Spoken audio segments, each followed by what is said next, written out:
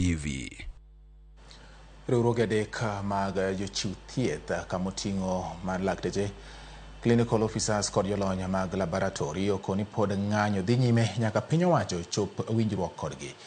Chope winjruok kodgi, riwruok mar Lakteche KMPDU koni twak margi kod piny owacho dhi makare, mak mana ni pod nitie weche adek mapok gichopo e winjruok, kamoriwo chudo mar Lakteche ma jopuonjre ma otise ni interns. Odiochieng' makiny, clinical officers kod jo laboratory bende biro ng'anyo maduong' Nairobi ka gikoni piny owacho pod odagi twak kodgi malong'o. Judith Omondi nigi ler mar wachni. Ma ndalo abiriyo nyaka ni doho chiw chik mar twak manyien e kind riwruoge mag Lakteche kod migawo mar thieth kuom ndalo 30 e ndalo 4 ma okalo chalo ka gima twak dhi makare. Kaluwore gi lipot ma ochiw kod piny owacho kaachiel gi riwruok mar Lakteche mar KMPDU, wach ma pod nohinga ne kweth ariyogo en osara mar Lakteche mag interns ma sirkal dwa ni mondo mi doho timie ng'eto ka KMPDU to koni winjruok margi ma higa 2017 owinjo chiw lai makare ma owinjo luw. I understand that we need to await for the court process before we discuss it, but we have had the idea that this is matter of collective bargaining agreement in the CBA, and therefore it should be honored, and the intern doctor should be posted immediately as per collective bargaining agreement. So that's the point of departure on that thing, and therefore this morning we were meeting with the religious leaders, particularly for us as KMPDU.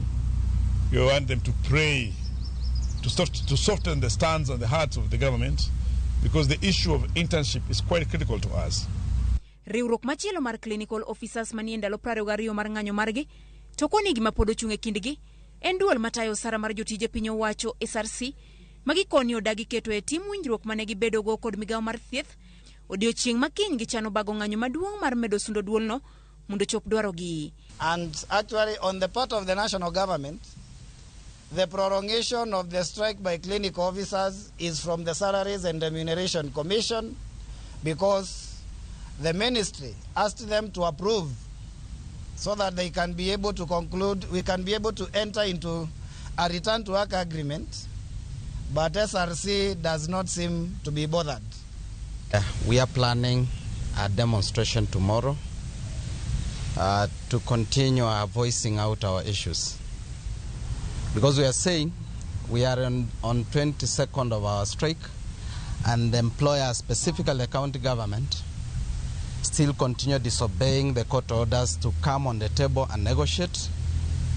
Laboratory officers mabende ni odiochieng' mar 20 mar ng'anyo to koni chutho piny owacho sedino itige winjo ywakgi, kendo counties adek kende kama oriwo Homa Bay ema oseyie winjogi.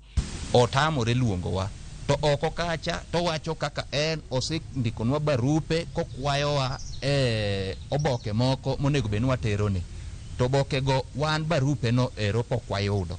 Koro ne wawacho ni nakumicha nyiswa ni to barua mane ndikonwa ni ng'amono mane miyo barua ni mondo gik midwarogo wakelni wachni watieki.